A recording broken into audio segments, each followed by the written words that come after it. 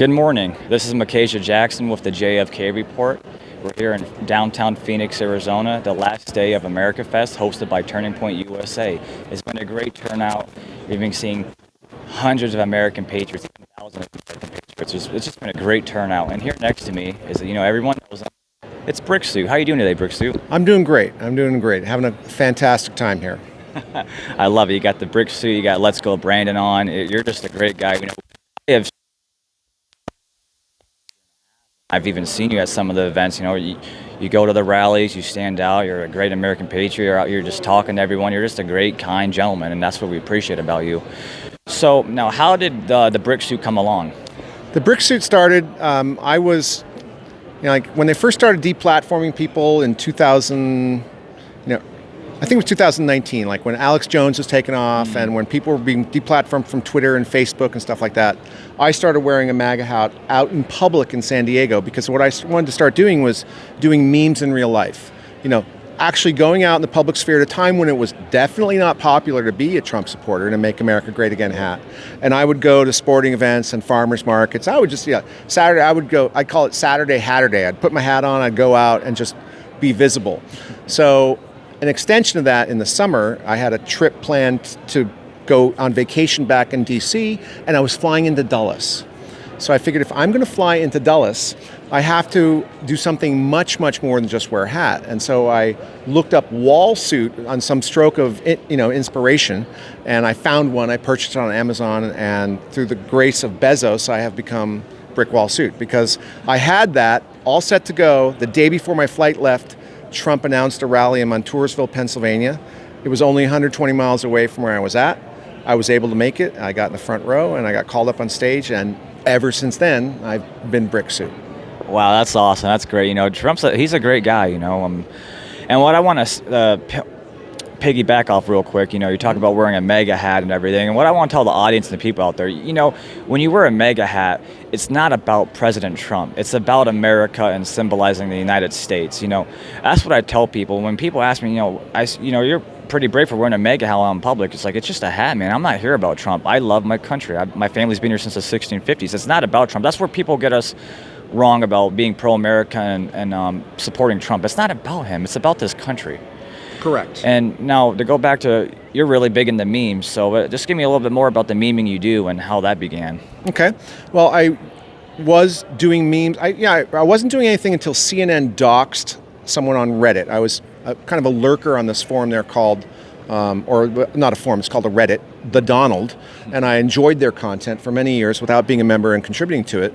And then someone named, I'm not going to mention the name because it's kind of risque, but there was a user who posted a meme of Trump wrestling WWE and put CNN's head on the logo, okay, on the head of the wrestler being slammed. And then CNN proceeded to dox this individual.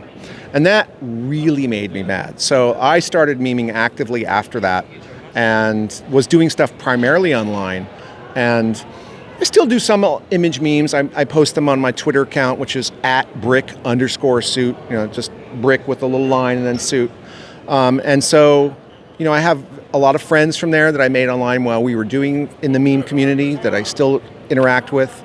But now I consider myself a meme in real life when I go out. So I'm a visual representation of support for stronger borders, and just like to insert myself visually in the dialogue in a way that can't be canceled. You can't cancel First Amendment rights in the real world. You can do it on the internet right now because 230 gives them such a great shield. Yep. But they can't cancel it in real life. Yes.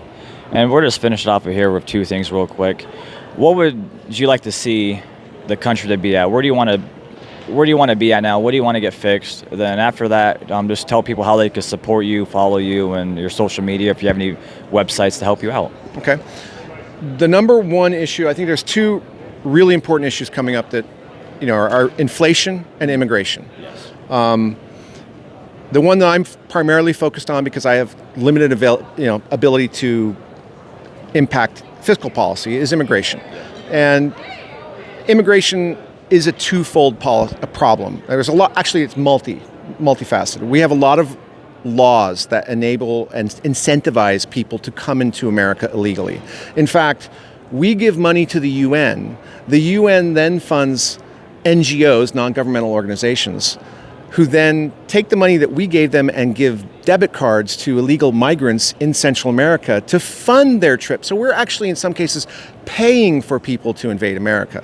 Now, immigration, as I said, multifold problem. Part of it is just tourists who fly in and overstay their visa.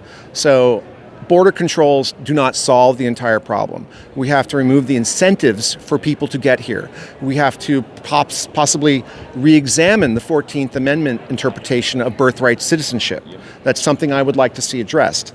And I want people to really realize the magnitude of what's happening right now, where people are coming across the border and being farmed out by the Biden administration through, and not necessarily directly, but also through the funding of non-governmental organizations working within the United States, where they're going everywhere in America, and there's no tracking, and it's bad.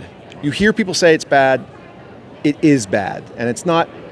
You have to pay attention to know what's going on. I would like to see people know more about that, and I don't really have a website per se. I just really, the best way to see what I'm doing is on Twitter, although I am going to be expanding it. So if you reach me on Twitter, it's @brick_suit. On Instagram, it's just @bricksuit. And as I expand into a website and other ventures, I'll be putting the details there. Awesome. God bless you, Bricksuit. It was nice speaking to you, and I totally agree with you.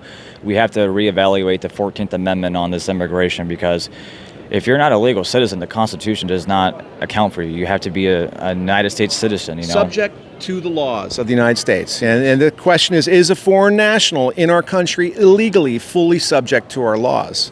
Would we say that about one of our citizens who happen to be in another country?